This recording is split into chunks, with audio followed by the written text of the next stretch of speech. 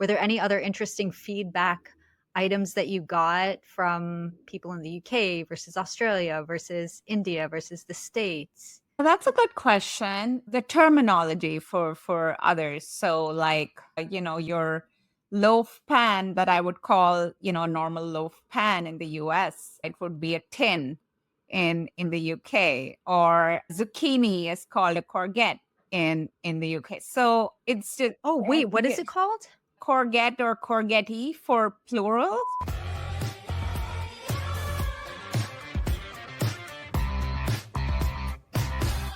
Welcome back to Sprung on Food, an interview-based show where the overall topic of conversation is food. I'm your host, Kae Sprung. This season, I'm talking to food content creators, and my next guest is Vasudha Viswanath, also known as V8 Well. Let's get into the show. Vasudha is the author of The Vegetarian Reset and the founder of We Ate Well, a community for foodies that focuses on eating sustainably on a vegetarian diet. After spending over a decade on Wall Street, where she specialized in technology and business strategy, Vasudha left her career in finance to write a cookbook inspired by her personal health journey. Her work has been featured in national media like Mind Body Green, Eating Well, NPR, and ABC. Vasudha, welcome. Hi, Kate. Thank you for having me. I am very excited that you are here. We have so many veggie forward things and beyond to talk about. And bringing up your beautiful book, a lot of your recipes have an infusion of Indian flavor into them. I'm curious if you have a particular recipe or dish that comes to mind that you think showcases a really unique or unexpected way of that Indian fusion of flavor? Yeah, there's a lot of recipes in the book, like you just said, that have that Indian fusion of flavor. I feel like the showstopper, though, might be the Saag Lasagna, which combines two of a lot of people's favorite things, saag paneer and lasagna. So I use the green spinach sauce from a traditional saag paneer as the sauce for the lasagna. And then it's layered with ricotta, and I use zucchini slices in place of pasta. The whole thing is absolutely delicious, and I feel like that's definitely up there. And the influence there is really going back to my years growing up in India in the 90s. We had restaurants, of different kinds. We had Italian restaurants and Mexican restaurants and all of that, but Indians have this somewhat notorious habit of adding a generous dose of spice that we call masala to any cuisine to just Indianize it a little bit more, because the Indian palate craves that spice and flavor. And so, you would have Indo-Chinese, Indo-Italian cuisine. And so this is really my way of paying homage to that style. That's incredible. And I do have the privilege of having your book because you so kindly sent it to me. So I will make sure to bookmark that recipe to try it because it sounds incredible. Do you feel that you were able to use the same level of spice that you typically would for your palate in the book, or did you have to make some accommodation for people in different parts of the country or the world that may not be as used to that? For the most part, I think I've used a level of spice that I eat. I feel like maybe when I started testing the recipes, I was a little more timid with the flavor. And then I had a lot of recipe testers, and some of them came back to me saying, "Oh, it's a little bland. I added a little bit more this and a little more that." So then I was like, I think people are ready, and so I'm just going to do it the way that I like it. And while I try not to make things spicy hot, my goal is to not have people, tearing up when they're eating. But spices tend to not all be spicy hot. So I can use a lot of turmeric and cumin and even just basic red paprika, which is not necessarily always hot, or like a smoked paprika. And this brings a lot of spices to the dish while still not being spicy hot. And So I think that's the balance I've tried to strike with flavoring in the book. But people That's definitely surprised me. I feel like they like it. I feel like people are ready. Yes, I mean, I for one am definitely a fan of, and to your point, it was an excellent point made. The clarification that when we say spice as a term, it does not necessarily mean spicy. I think that language can be a Yeah, it peculiar can be a thing, little and so confusing. Hmm. yes, and so it doesn't mean that it's hot, which also can mean two different things, Yes. temperature and then spice level. So it's a whole thing, but having those spices as the flavor, the seasoning, that's really what it is. Were your taste testers in all over? Were they worldwide? Were they nationwide? Where Yeah. were a lot of them coming from? So I had a bunch in the US, but I also had a lot of people in the UK, some in Australia, a couple in India. So really all over. And, that was also part of the reason that I provided metric measurements as well in the book. Because Yes. I started out with just using cups, and then I had people from Australia and the UK pipe up saying, "What kind of cups?" And then I was like, wait, there's Yeah. a different kind of cup. And, They're like, "Am I so using a coffee cup? Am I using" Yeah. yeah, so I was like, because US cups and UK cups, they're all different measurements. So I decided that Yes. providing metric measurements, especially because there are recipes that, we're doing gluten-free baking that is already kind of tricky. So I wanted to make sure it came out exactly right. And I felt like metric measurements were the most precise. So yeah, and honestly now I can do without weighing everything. I've gotten kind of obsessive about it.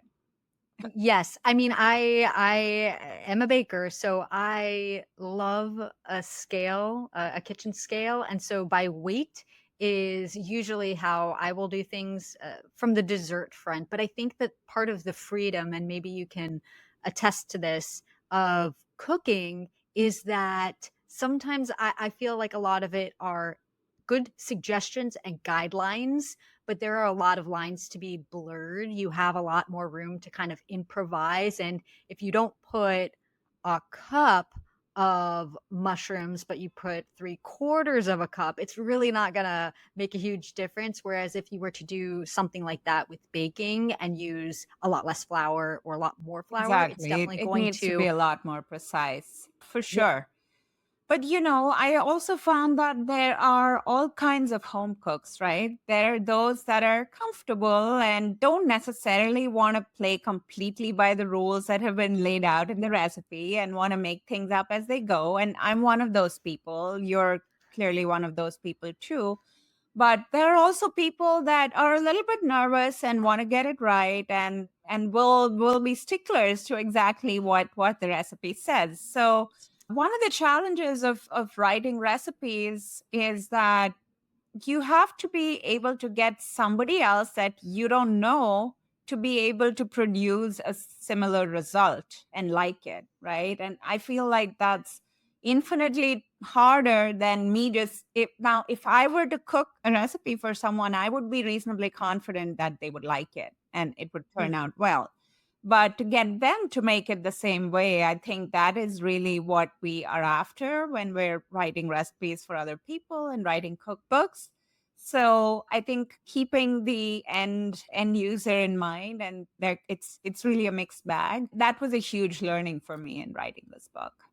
Yes, and I think it's a challenge overall, but I think it's that realization initially that yes, you could just get into the kitchen, whip up the most incredible dishes, no problem. But then being able, that's where the craft and that's where the challenge comes from, being able to then take that and concretely put that into directions and break it down into measurements, because I think a lot of times people who have always loved to cook or have grown up doing that, after a period of time, of course, or maybe just naturally, they measure things with their eyes or the way that it just feels and they just know. But to your point, a lot of people, and I'm assuming part of your audience for sure, may not be very confident cooks, and they may rely very heavily on those exact measurements because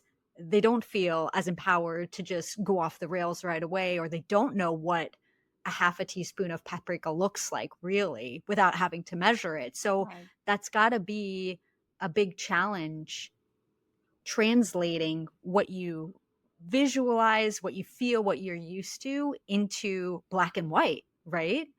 Yeah, for sure. And I found that, even for me, I tend to not have a great memory when it comes to my own recipes. I always joke, when people ask me, I still refer to my cookbook when I'm making one of the recipes. And people are like, wait, don't you remember your own recipes? And I'm like, no, that's why I wrote them down. So I But you don't need to also have keep it all so up many here and I recipes. have to keep making new recipes. So, but one way to do it is that the same dish is a little bit different every time, right? Because you tweak something, maybe you didn't have enough of an ingredient, whatever. But if you also want consistent results every time, it's nice to kind of stick to those parameters. And there are some recipes where I find that if I just stick to the proportions, yeah, I don't need to think about it. So I have two modes. I have a recipe development mode where I'm constantly creating and thinking and iterating on recipes as I develop them. But sometimes I just want to switch out of that and just follow instructions, and they might Mm. be my own instructions, or I might be cooking from somebody else's cookbook, but I don't want to think about it because the thinking about it is going into work mode for me.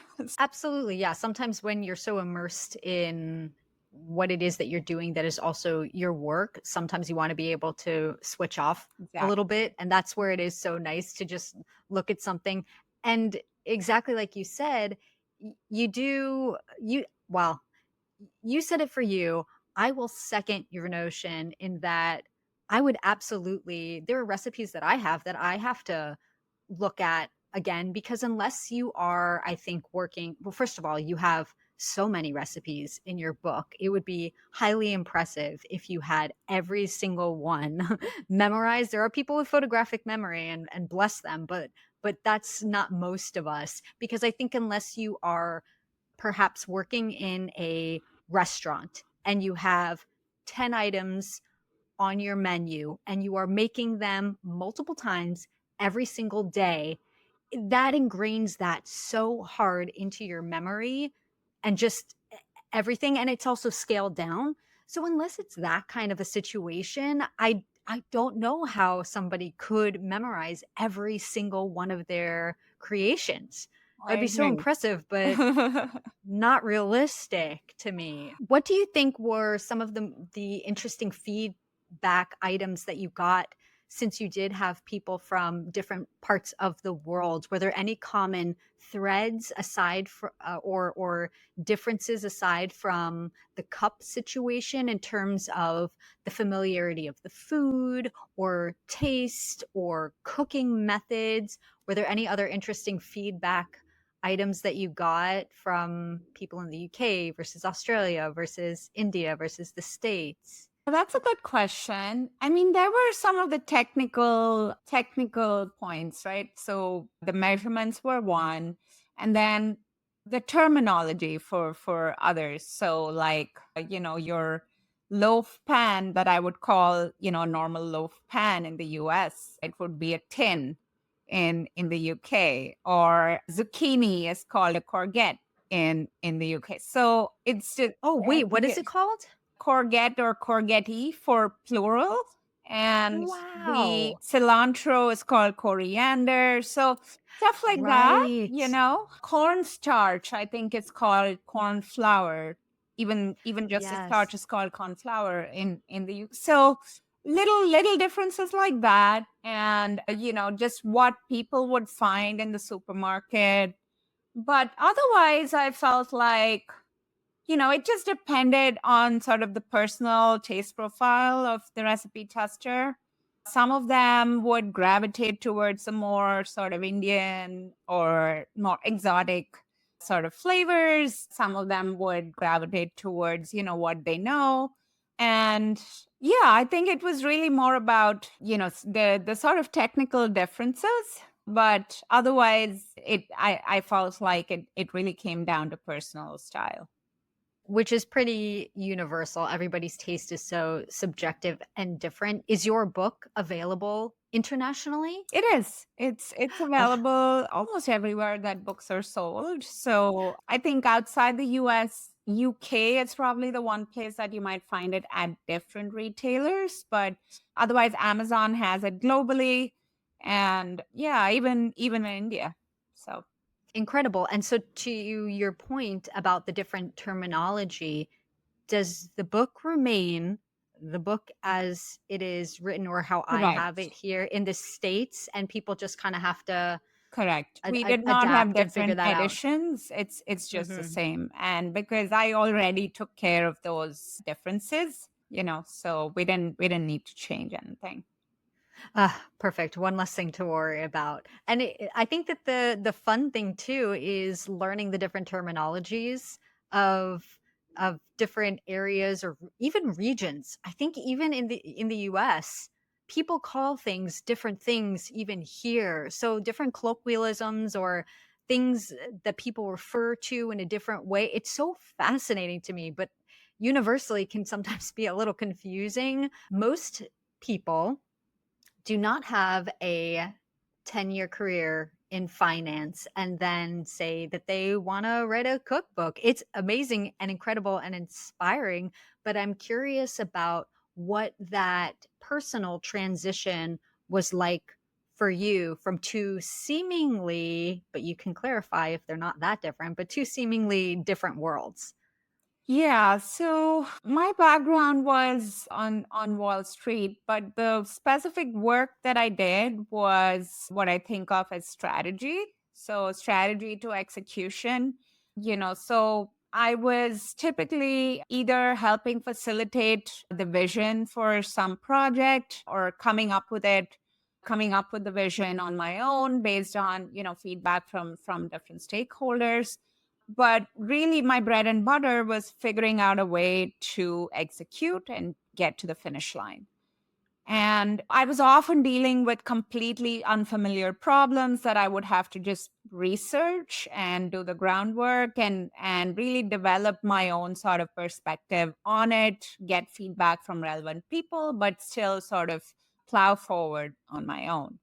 I think when it came to this cookbook project, I was in completely unfamiliar territory in terms of the publishing landscape. But the problem just, if you think of it as the same framework, it was, I had this vision of writing a cookbook with all of these recipes from around the world, but with a lower carb, higher protein tweak. And my job was to figure out how to execute and get there. So I was really, I've always been scrappy, so I was able to just kind of figure it out. There was a lot of googling, there was a lot of cold calling and cold emailing. I set myself all sorts of insane deadlines that I had no idea whether I could meet or not. I mostly did not meet any of them because I had no idea what I was doing. But, at the end of the year, I had a manuscript. So, yeah, I think very different in a lot of ways, but similar in some ways in terms of my skill set. But I guess most importantly, I loved it, which I cannot say, of my previous career. It was a career, something that, I enjoyed and I was good at, but it was not a passion. And I think when you're doing something that is a passion, you are just so driven. You wake up every day, you have all of these ideas bursting through your head, and it's okay. Setbacks are fine. Of course, you do take them more personally because now it's your baby, but you want it so much that you're willing to just figure it out. And so that sort of grit and resilience and the sheer love for what I was doing really got me through the project and really has kept me going this long in the space. It's amazing, and I think that how you said resilience and grit. Those are the makings of just an entrepreneurial spirit, which clearly you have, and you have to be a self starter. And like you said, you were not meeting your own personal deadlines, which does alleviate some stress, I think, when it's you being accountable for yourself versus somebody else that you are reporting to. Were there any different tactics or tools that you used to at least help facilitate you being held accountable for yourself and meeting deadlines that you had set out for yourself to the best of your ability? What drove you, or what were those motivating factors? Or if a deadline, I'm using in quotes, kind of passed, how did you deal with that?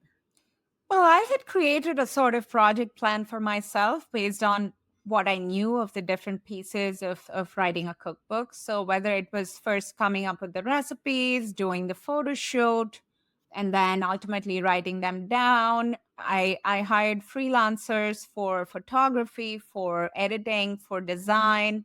And so I did have all of these stakeholders that were supposed to appear at different point in my project schedule and work with me. So I had to kind of manage their time as well. I have to say they were all very understanding when I had to push the timelines out because, whatever timelines I had set were not necessarily very realistic. I think, just setting expectations. Everybody knew this was my debut cookbook and I had intended to self-publish initially. So I think the freelancers that I hired, they have worked with people who are self-publishing before and kind of doing it all by themselves. So they were understanding of, the situation. And so I think just keeping those lines of communication open while at the same time, I had set a pretty high bar for my own work and sort of the pace of my work. I would have these days where I looked at everything that I had to do and that lay ahead of me and feel really overwhelmed. But then I would just say, I'm going to put on blinders and do my work today. And just taking those steps one at a time, taking it one day at a time. At the end of the day, you just have to do it. And writing the book was the hardest part of writing the book. So, developing the recipes, the photo shoot, all of that, we got through it relatively early in the process. But even for a cookbook, I think the book has close to 40,000 words. So it's not small. And just getting to a point where I was happy with all of those words and okay to turn it over to the next step, I think that really took the longest amount of time. Just saying it sounds like an incredible feat of, wow, there is so much. And there's no way to mitigate going through that any faster. You have to read it. It takes the amount of time that it actually takes, right? Or I mean, is there It does. It different, does. right? No. Like, And because even if you're typing it and in a program, right? Like it can fix grammatical errors, but maybe there's just a different context or a measurement even that's yeah, different. and you might miss something, and then the recipe tester comes back and tells you this doesn't quite make sense, and then you got to change it. I think, we went through so many rounds of edits, and even after I got my new publisher, we went through more edits with them. Honestly, I could have edited infinitely because 1 week later I would come back with some other change. Oh, I could have written this a little bit better, or it should be a little bit more clear. Oh, we could make this one tweak that would, change the recipe a little bit. But at some point, we just had to say, this is it. No more changes. Because then you can only drive yourself nuts, Yes. I think, right? Like, oh, if it could only be a little bit better, a little bit better. And nothing is ever going to be perfect. But if it's in a great place and it stands up on its own, you just have to be proud of that, however hard that might be for somebody who, like myself, I'm very hard on myself. And if something is not just right, I get annoyed. And but then you have to give yourself grace too. I mean, this is your first book, and it turned out so gorgeously that, I mean, I know that, and I know and I hope you are very proud of it because it's fantastic. But the first of anything, sometimes there's all that pressure because it is kind of the Yes. first and your debut into the world in this context. But also I think when we look back at projects, whatever it is that we've done creatively in the past, and we look at the first iteration or just like the first one of it, and it's like, huh, okay, this isn't great, but it's fine. It served its purpose. But yours is like nobody would ever know that Oh, that's this sweet. was. Thank you. Do you know what I mean? Like it's spectacular. So like it stands up on its own.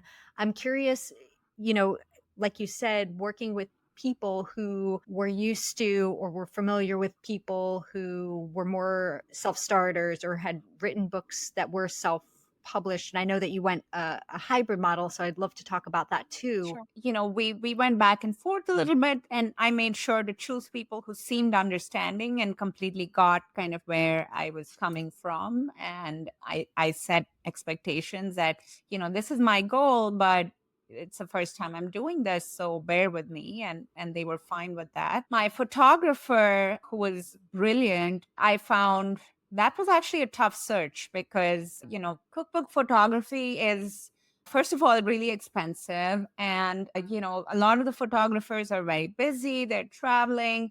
And I found one or two people that were really good, but they wanted me to shoot like 75 recipes in 3 days. And that was, I was not willing to put that much pressure What? on myself. I would just have to be cooking around the clock.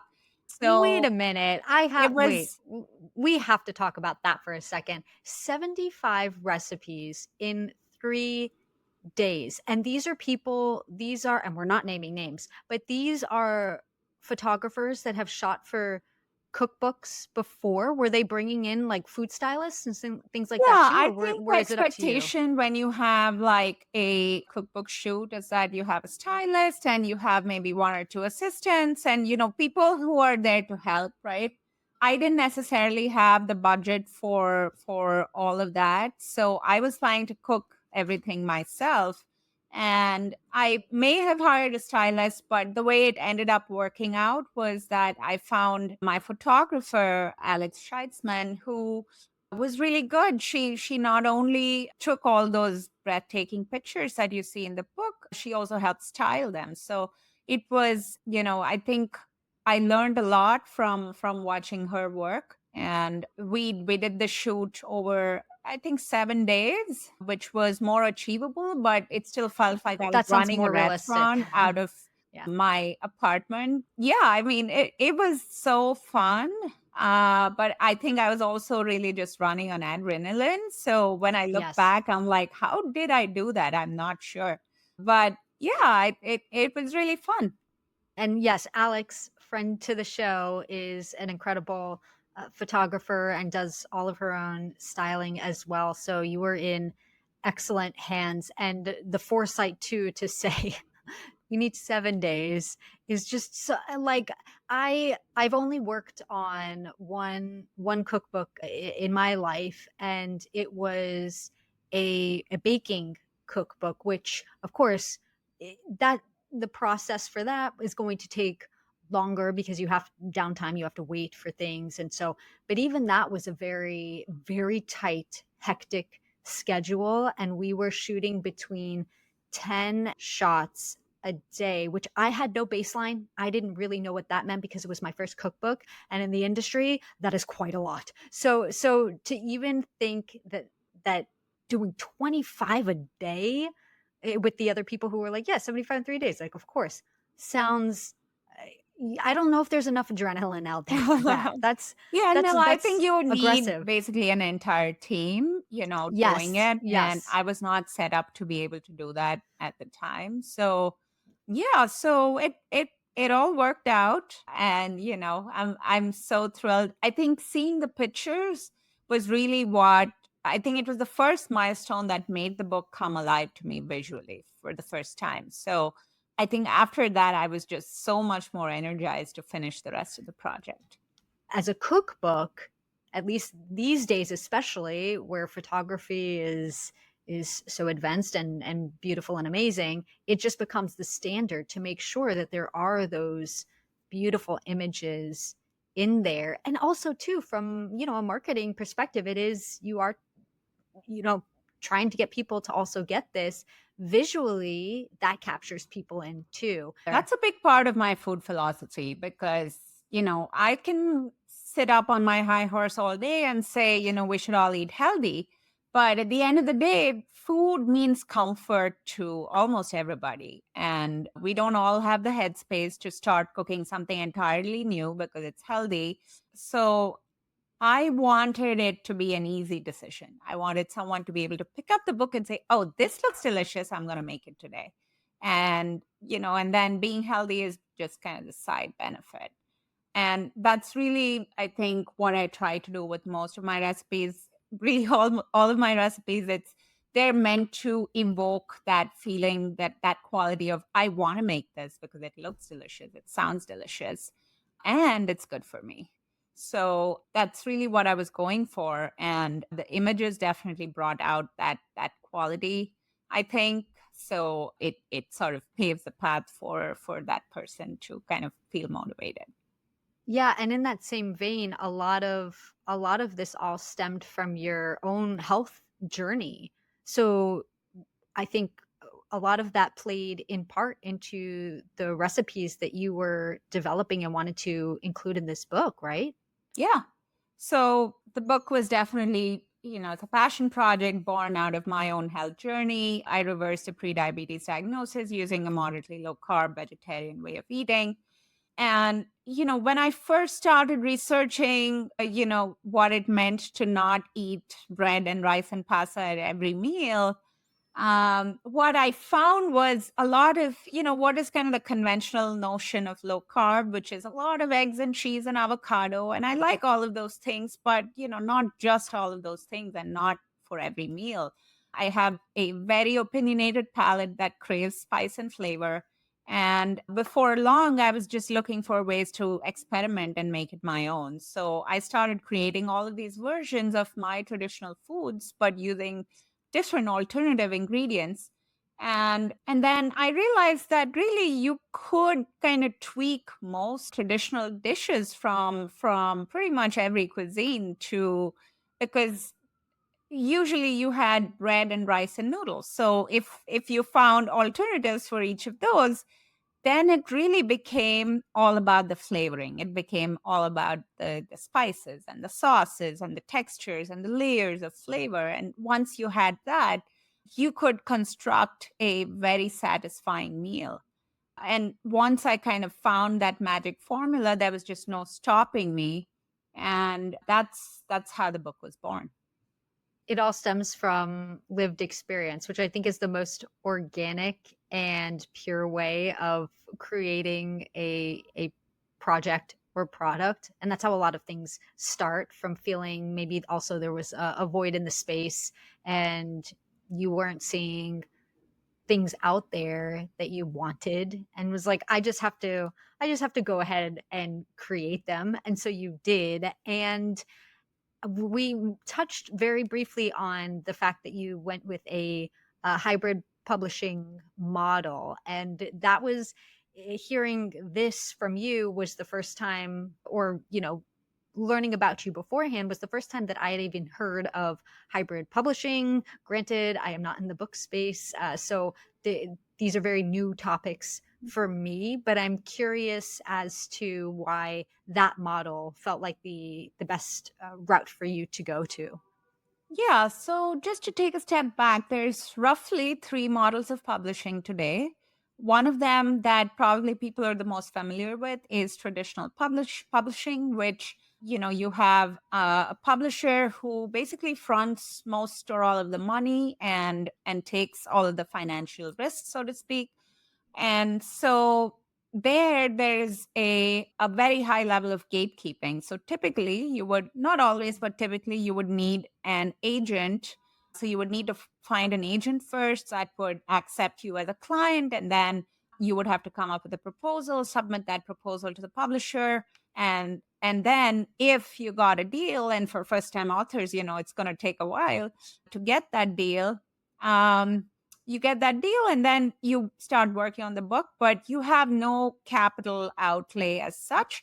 but it also takes you longer to earn royalties from the sales of your book, because you have to earn out the advance that you got from the traditional publisher.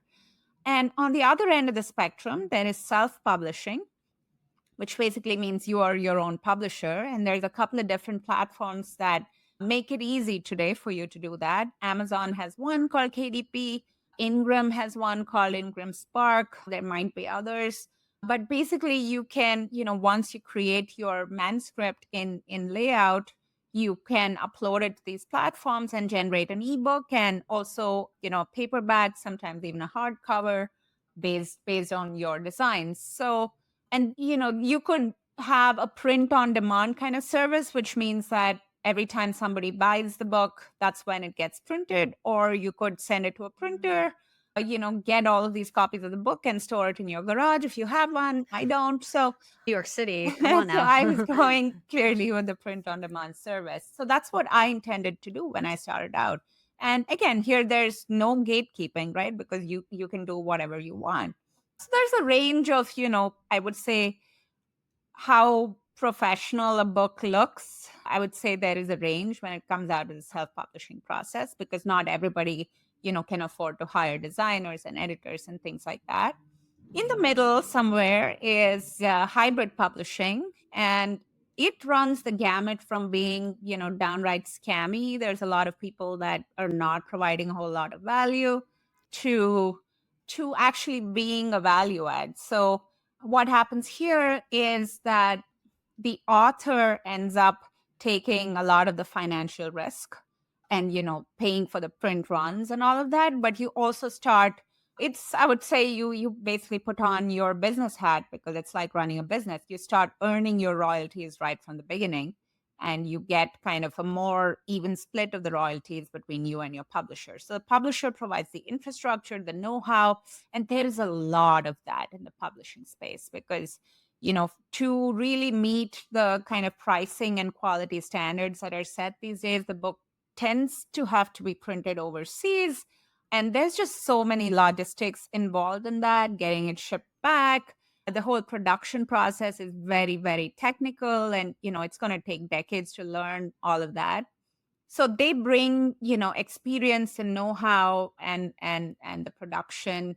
And if you pick a good one, they also bring a sales team. So my publisher, called the Collective Book Studio, had a distribution team that was formerly IPG, the Independent Publishing Group, I think. And today it's Simon and Schuster, which is, one of the big publishers. So they have a sales force that can actually actively get our books into stores other than just Amazon. So my book is available in Barnes and Noble and a whole lot of indie bookstores. It's even available in the UK. So I think by the time I had created this manuscript and seen the layout and design with the pictures and all that, it was beautiful on my screen, and it had turned out better than I could have ever imagined. And that's when I started to agonize about print quality and things like that, the quality of paper, how I'd heard all of these horror stories about the cover being on backwards and through these print on Oh, demand no. services. Doesn't always happen, but once in a while it can happen, but it can freak you out. And so I started to look at some options right at the end, and that's when I got connected with this publisher.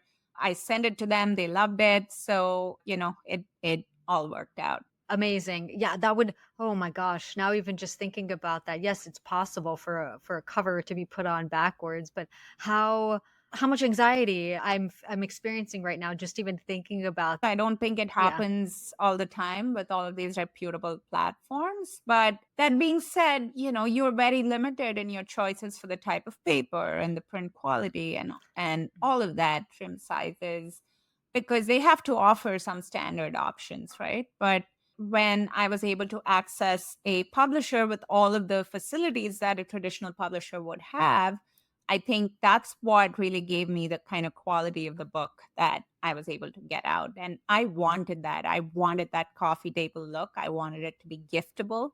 And so, yeah, I think once I had sort of done my research, it was very clear to me which path I wanted to take. Mission accomplished, and I'm so glad that it all worked out the way that it did. It's amazing. Do you have a best cooking hack or tip? No, I think you just have to get in the kitchen and enjoy it. I think you have to like food, you know, and you have to like food enough to want to make it so that you like it. And it's really all about that. Why do we cook, you know? It could be just for sustenance, and I do know people that treat it that way. It's hard for me to relate to that. Yes. And I think it's just one of those beautiful things. I think it's a life skill, honestly. And being able to feed or your family, no matter who you are, nutritious food that you also enjoy, I think it's a life skill. So I think the more you do it, the better you get at it. But you have to get in the kitchen and roll up your sleeves and make that connection. Yes. Make the connection to the food, Yeah. and then your result will be that much. Because isn't that what they say, that sometimes like it tastes like it was made with love? Yes. You can just kind of sometimes tell when there's that little extra inexplicable thing. It's because it was made with care. Yeah. So I think that's an excellent tip. How can people follow and support you? Plug away. Yeah, so I am on all of the usual suspects: Instagram, Facebook. My handle is V8Well. That's V like vegetarian, 8 the number. You can also find me on my newsletter platform called Substack at v8well.com. That's probably the place that I'm most active. And, you can always hit reply to an email that you get from me, and I'll get back to you. Or DM me on Instagram, Facebook, whatever works. Amazing. You're there for the people, and I love that. Vasudha, thank you so much for sharing your story and spending some time with me here today. Thank you so much for having me. This was so fun. Thanks for watching. You can find links and more info in the description below. Don't forget to give this video a thumbs up and subscribe to the channel if you haven't yet. See you next time.